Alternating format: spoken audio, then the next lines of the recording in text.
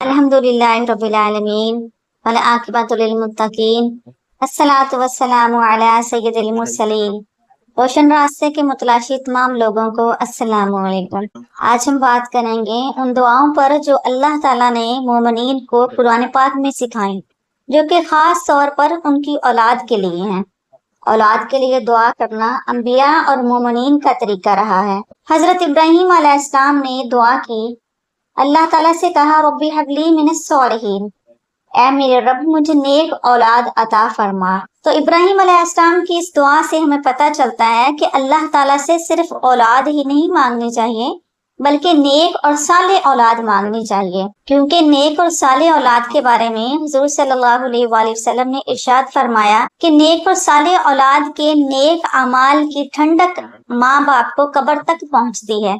यानी कि अगर वालिदैन फौत हो जाएं तो फिर भी अगर उनकी औलाद दुनिया में नेक और साले अमाल करती है तो औलाद के अमाल का अजर और सवाब उसके वालिदैन को भी मिलता है, जिसकी वजह से वालिदैन की आंखें ठंडी होती हैं, यानी वो खुश होते हैं। और औलाद की हुई दुआएं मग़फ़िरत की वजह से फौत हुए वालिदैन के दर्जात बुलंद किए जाते हैं। हुज़ूर सल्लल्लाहु अलैहि वसल्लम ने इरशाद फरमाया कि जन्नत में किसी शख्स के अचानक दर्जात बुलंद हो जाएंगे तो वो अल्लाह ताला से कहेगा, या अल्लाह, जबकि मेरा तो नामा अमाल बंद हो चुका है तो मेरे दर्जात क्यों बुलंद हुए? तो अल्लाह ताला उनको बताएगा कि तुम्हारी औलाद ने दुनिया में नेक अमाल किए या तुम्हारे लिए दुआएं मग़फ़िरत की, जिसकी वजह से तुम्हारे दर्जात बुलंद हो गए हैं। अहले ईमान के लिए अल्लाह ताला ने जो दुआ कुरान पाक में सिखाई है, उनमें से एक ये भी है कि मोमिनीन दुआ करते हैं, वो अस्लिह ली फी ज़ुर्रियती, मेरी खातिर मेरी औलाद की इस्लाह कर दे। ज़करिया अलैहिस्सलाम ने अल्लाह ताला से दुआ की, वहबली मिन लदुनका वरिस्सा यरिसुनी व यरिसु मिन आलि याकूब वजअलहु रब्बी रदीशा, मुझे अपने जनाब से एक वारिस अता फरमा जो मेरा वारिस बने और आले याकूब का भी वारिस बने। ऐ मेरे रब, उसे ऐसा बनाना जिससे तू राजी हो जाए। हज़रत ज़करिया अलैहिस्सलाम के पास क्योंकि औलाद नहीं थी, तो जब भी अपने लिए औलाद मांगते थे तो अल्लाह ताला से कहते थे, अल्लाह ताला ऐसी औलाद अता फरमाना कि जब वो अमल करे तो इस तरीके के अमल करे कि तू उससे राजी हो जाए।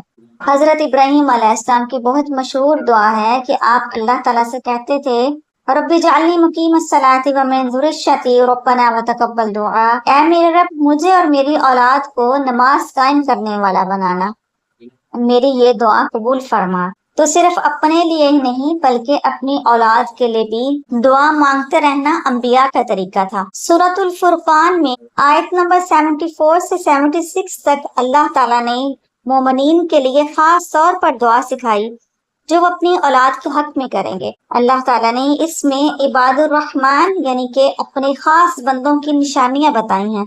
अल्लाह ताला फरमाते हैं कि मेरे खास बंदे वो हैं, वल्लज़ीना यक़ूलूना रब्बना हब लना मिन अज़वाजिना व ज़ुर्रिय्यतिना क़ुर्रता अयुनिन वजअलना लिलमुत्तक़ीना इमामा, उलाइका युजज़ौनल ग़ुरफ़ता बिमा सबरू व युलक़ौना फ़ीहा तहिय्यतन व सलामा खालिदीन फ़ीहा हसनत मुस्तक़र्रन व मुक़ामा। और वो लोग जो कहते हैं, ऐ अल्लाह, हमें अपनी अज़वाज और औलाद की तरफ से आंखों की ठंडक अता फरमा और हमें मुत्तकीन का इमाम बना देना। यही वो लोग हैं जिन्हें उनके सब्र की वजह से जन्नत में बाला खाने दिए जाएंगे। इसमें दुआए खैर और सलाम से उनका इस्तकबाल किया जाएगा और वो हमेशा इसमें रहेंगे। कितना अच्छा ठिकाना और कितनी अच्छी क़यामगाह है। अहले ईमान हमेशा अपनी औलाद के लिए दुआ करते हैं। इबादुर रहमान के लिए खास तौर पर अल्लाह ताला ने ये दुआ सिखाई। हर मोमिन को अपनी औलाद के लिए हमेशा दुआ करनी चाहिए, चाहे औलाद अच्छी भी हो, फिर भी उनको चाहिए कि इस दुआ का दामन ना छोड़ें। अल्लाह जब चाहे औलाद का दिल फेर दे। अगर आज वो राह रास्त पर हैं तो हमें नहीं पता कि मुस्तकबिल में वो कैसे होंगे, इसलिए औलाद की फिक्र हमेशा करनी चाहिए और ये दुआ मांगते रहना चाहिए। नेक से नेक अगर औलाद है, हाफिज और आलिम औलाद है, फिर भी ये दुआ वालिदैन को करनी चाहिए। जब वालिदैन इस तरीके से दुआ करेंगे तो इस दुआ की वजह से औलाद की नेकियों में इजाफा होगा, उनके सिराते मुस्तकीम में उनको इस्तकामत मिलेगी, ईमान की पुख्तगी नसीब होगी, अल्लाह पर तवक्कल में इजाफा होगा। اگر اولاد نیک نہیں ہے تو اس دعا سے اللہ اس کو آپ کی آنکھوں کی ٹھنڈک بنا دے گا اور اولاد نیک ہو جائے گی۔ دعا کے ساتھ ساتھ تربیت بھی بہت ضروری ہے، جو کہ بہت صبر آزما کام ہے۔ اس لیے اس آیت کے بعد والی آیت میں اللہ تعالیٰ نے صبر والوں کے لیے غرفہ کی خوشخبری عطا فرمائی۔ عربوں کے جتنے بھی کمرے ہوں، جو کمرہ سب سے خوبصورت ہوتا تھا اس کو غرفہ کہا جاتا تھا۔ اس آیت میں غرفہ سے مراد جنت کا اعلیٰ مقام ہے، اس لیے دعا کے ساتھ تربیت لازم ہے۔ اس لیے دعا کے ساتھ ساتھ اچھی تربیت کی کوشش کرنا بہت ضروری ہے، اور اگر ہم صبر اور ایمانداری سے بچوں کی اچھی تربیت کرنے کی کوشش کریں گے تو اس کا اللہ تعالیٰ ہمیں اجر عطا فرمائے گا۔ بہت بار ایسا بھی ہوتا ہے کہ ہماری تربیت کا اثر اولاد میں نظر نہیں آتا اور وہ ہماری امیدوں پر پورا نہیں اترتے۔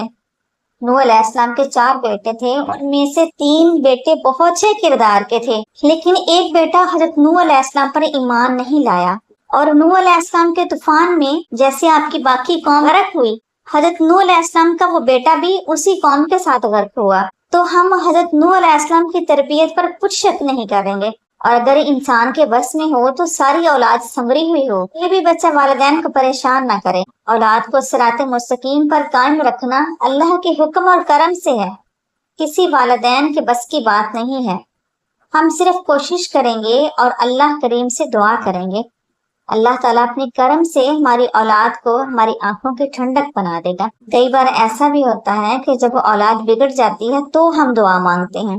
سورۃ الفرقان کی یہ دعا جو اللہ تعالیٰ نے مومنین کو سکھائی ہے، جو شخص اس کو پڑھتا رہتا ہے اس کی اولاد کی طرف سے اس کی آنکھوں کو ٹھنڈا کر دیا جاتا ہے، یعنی کہ اولاد کے نیک اور صالح اعمال کی وجہ سے والدین کو خوش کیا جاتا ہے۔ یہ دعا اولاد کے بگاڑ کے وقت کی نہیں ہے، بلکہ یہ دعا ہر وقت کرنی چاہیے۔ اور علماء کہتے ہیں کہ جو شخص سورۃ الفرقان کی یہ دعا ہر نماز کے بعد 3 بار اللہ تعالیٰ سے کرتا ہے تو اس شخص کے ذریعے اولاد کی طرف سے ہر طرح کی پریشانی ختم ہو جاتی ہے۔ اگر بیوی کسی شخص کو تنگ کرتی ہے تو شوہر کو چاہیے نماز کے بعد 3 بار یہ دعا پڑھے، اللہ تعالیٰ اس کی پریشانی ختم فرما دے گا۔